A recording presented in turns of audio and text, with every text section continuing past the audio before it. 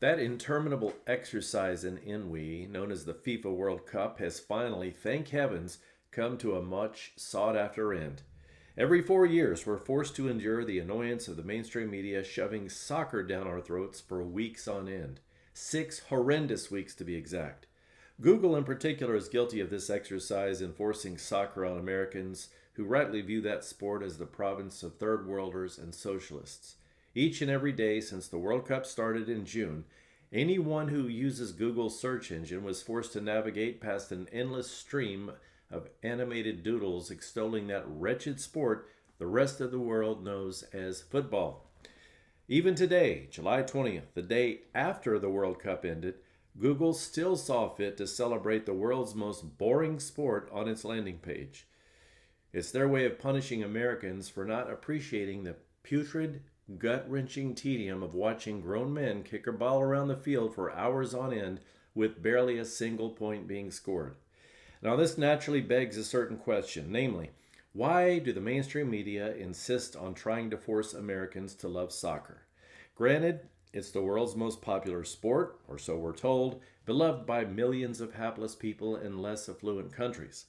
But given that entities like Google never do anything of substance on a massive scale without a political objective in mind, it still makes us wonder, why the soccer fanaticism?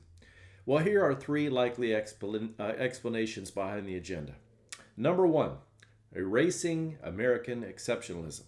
It has been pointed out that America's favorite sports, including football and basketball, are a huge part of our national identity. Internationalists view these distinctively American sports, however, as a barrier to a unified global culture. By systematically hyping soccer, the media aims to phase out these uniquely American pastimes while gradually conditioning the next generation of Americans to think, consume, and cheer exactly like the rest of the world. Now, this in turn makes the population easier to integrate into a borderless global economy. Number two, the multinational corporate agenda. Soccer has been styled the ultimate vehicle for global brands since a single advertisement on a jersey or stadium board reaches billions of people at once. American sports, by contrast, with their frequent commercial breaks, are tailored heavily to domestic audiences.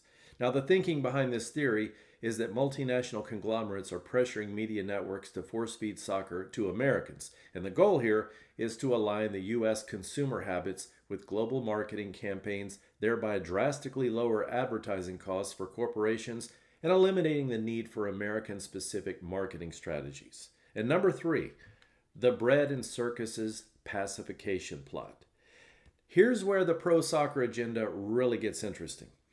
Unlike American sports, which feature high scores, frequent stops, and complex strategic breaks, soccer is a continuous, low-scoring game, often described by critics as, quote, hypnotic. Now, this theory suggests that the media promotes soccer because its continuous flow and lower variance serve as a superior opiate of the masses than other sports. And by capturing the attention of millions of Americans for 2 hours without interruption, the global elitists can keep the public pacified, distracted, and less politically engaged, all the while building a highly profitable, centralized entertainment monopoly. Well, there you have it. Three likely reasons for why Google and its cohorts unceasingly try and train Americans into behaving like the rest of the world and loving that most annoying of sports, soccer. This is South Bay. Thanks for listening.